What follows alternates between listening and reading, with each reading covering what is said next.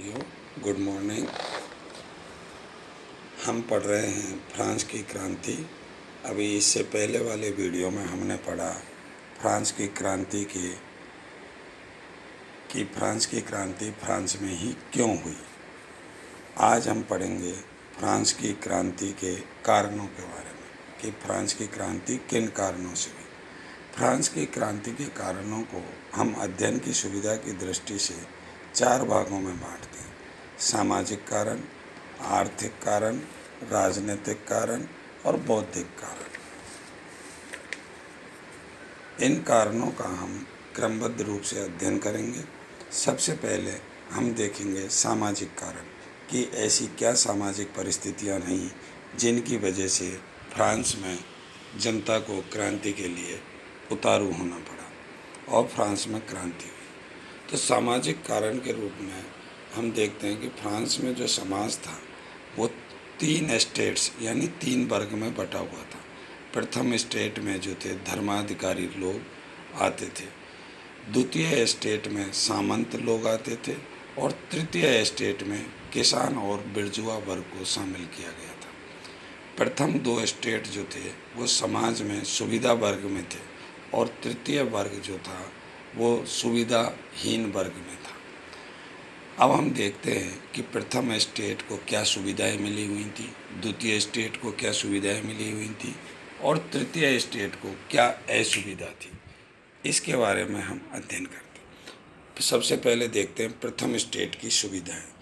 16वीं और 17वीं शताब्दी में धर्म सुधार आंदोलन के कारण चर्च की प्रतिष्ठा को आघात पहुंचा, परंतु फ्रांस में धर्माधिकारियों को मध्ययुगीन परंपरागत सुविधाएं प्राप्त थी। चर्च को मनुष्य की आत्मा और शरीर का संरक्षक माना जाता था। इस आध्यात्मिक सेवा के बदले में चर्च सामान्य जनता से कर वसूल करता था। धर्माधिकारियों का जीवन विलासितापूर्ण था। उदाहरण के रूप में हम देख सकते हैं कि स्टोर्स वर्ग के एक आर्क बिशप की वार्षिक आय $300,000 थी। वह एक शानदार महल में रहता था तथा 200 अतिथियों का एक समय में मनोरंजन करता था। उसके पास 180 घोड़े थे, यहाँ तक कि उसके बर्तन भी चांदी के थे। लुई 16वें ने भी एक बार यह कहा था कि कम से कम पेरिस में तो ऐसा आर्क बिशप हो जो ईश्वर में विश्वास रखता हो। फ्रांस में धर्माधिकारियों को कोई भी प्रत्यक्ष या अप्रत्यक्ष कर नहीं देने होते थे।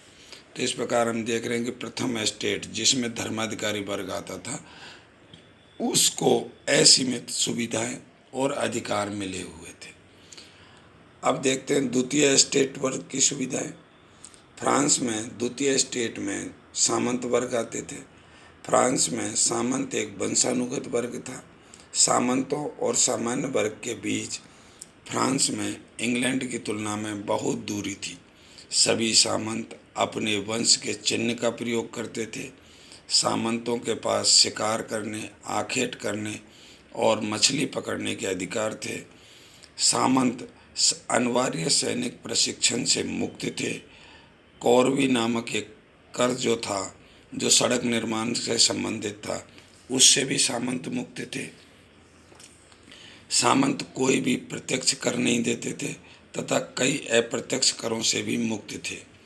फ्रांस में 2 प्रकार के सामंत थे: शस्त्रधारित सामंत जो कि राजा के नज़दीक एवं जागीर से दूर रहते थे, और दूसरे वस्त्रधारित सामंत जो कि अपनी जागीर में ही रहते थे। तो हम देख रहे हैं कि सामंतों के पास भी असीमित सुविधाएं और अधिकार हैं, लेकिन सामान्य वर्ग के पास कोई अधिकार नहीं है। अब हम देखते हैं तृतीय स्टेट यानी सामान्य वर्ग और बुर्जुआ वर्ग की क्या असुविधाएं थी जिनकी वजह से उन्होंने विद्रोह किया। फ्रांस में किसानों को 3 प्रकार के कर देने होते थे। वे एक कर राजा को, दूसरा सामंत को और तीसरा कर चर्च को देते थे। ये विभिन्न प्रकार के कर थे। कौन कौन से कर थे? सबसे पहले हम देखते हैं जैसे टेले। यह किसानों द्वारा राजा को दिया जाने वाला प्रत्यक्ष भूमि कर था, जो निश्चित न होकर किसानों की क्षमता अनुसार वसूला जाता था। कौन सा कर? टेले कर। दूसरा कर देखते हैं गेवेन। ये नमक कर था। नमक बनाने का एक अधिकार सरकार का था। 7 वर्ष से अधिक आयु के सभी लोगों को प्रति वर्ष लगभग 7 पाउंड नमक खरीदने अनिवार्य था और नमक की कीमत लगभग 10 गुना होती थी। तीसरे कर के रूप में हम देखते हैं बेंगटाइन कर। यह आयकर था जो आय का 5% वसूला जाता था। चौथा कर देखते हैं कॉरवी। कॉरवी सड़क निर्माण का दायित्व किसानों का था, यानी कॉरवी कर के द्वारा सड़क जो निर्माण होता था वो उसको किसानों से करवाया जाता था। पांचवें कर के रूप में हम देखते हैं बेनेलाइट्स। किसानों द्वारा अपने सामंतों की चक्की, शराब खाना एवं अन्य सुविधाओं के उपयोग करने के बदले किराए के रूप में बेनेलाइट्स दिया जाता था। अविवाहित किसानों को अनिवार्य सैनिक प्रशिक्षण दिया जाता था। किसानों को जमीन बेचने पर 1/5 भाग सामंत को देना होता था तथा आध्यात्मिक सेवाओं के बदले किसान चर्च को भी कर देते थे।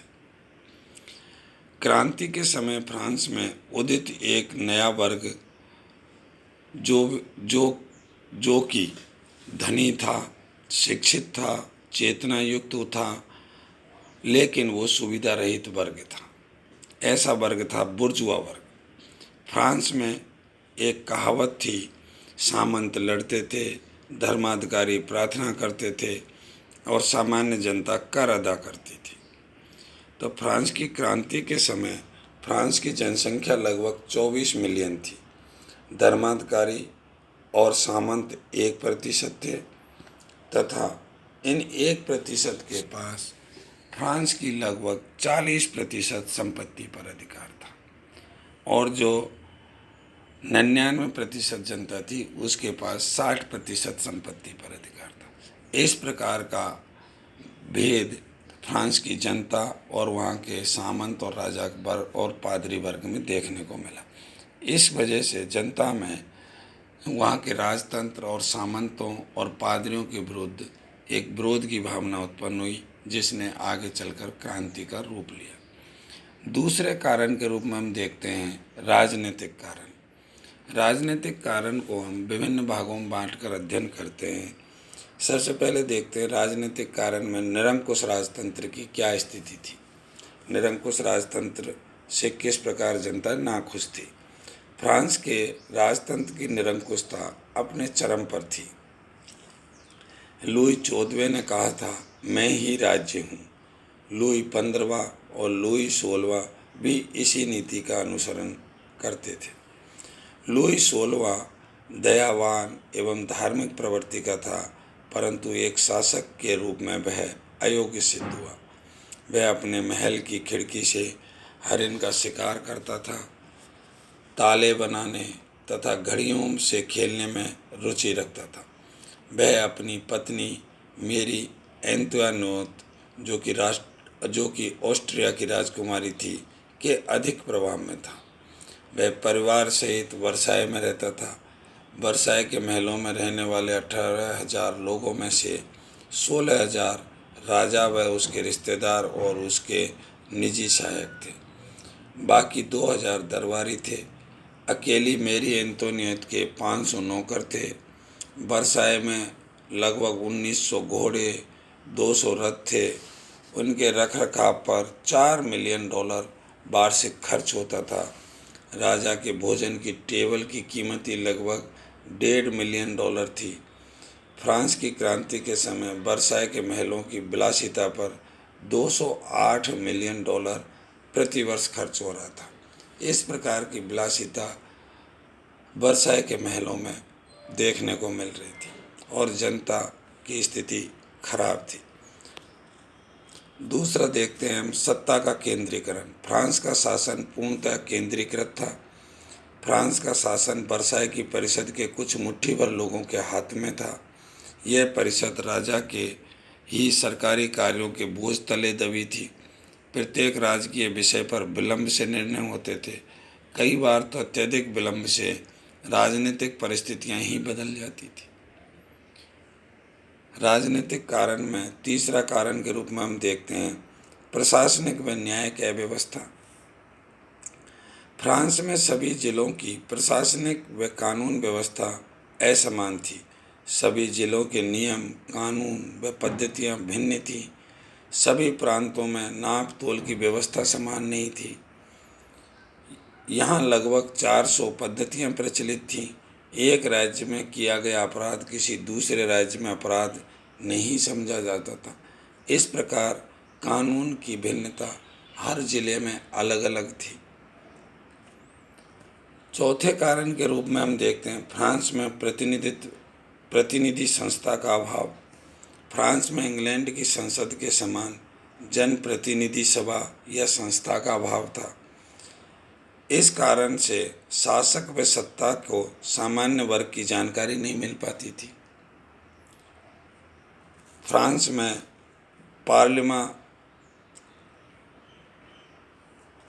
में पेरिस व अन्य प्रमुख नगरों में पार्लिमा नामक न्यायिक संस्था थी। फ्रांस की क्रांति के समय 13 पार्लिमा थी।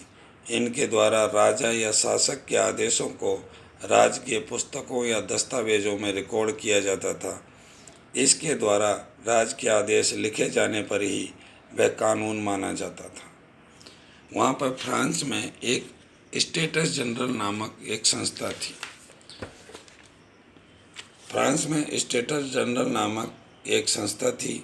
इस स्टेटस जनरल में 3 भाग थे, प्रथम, द्वितीय एवं तृतीय स्टेट।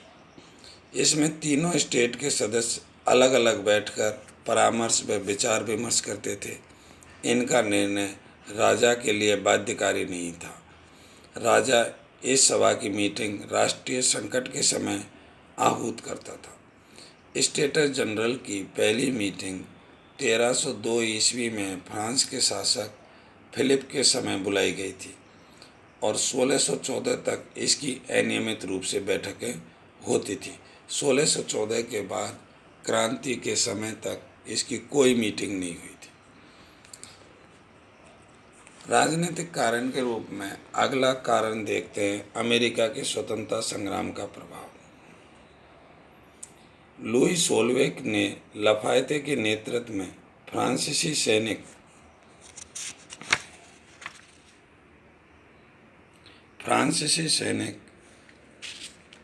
लफायते के नेतृत्व में एक बड़ी सेना अमेरिका की मदद के लिए भेजी थी।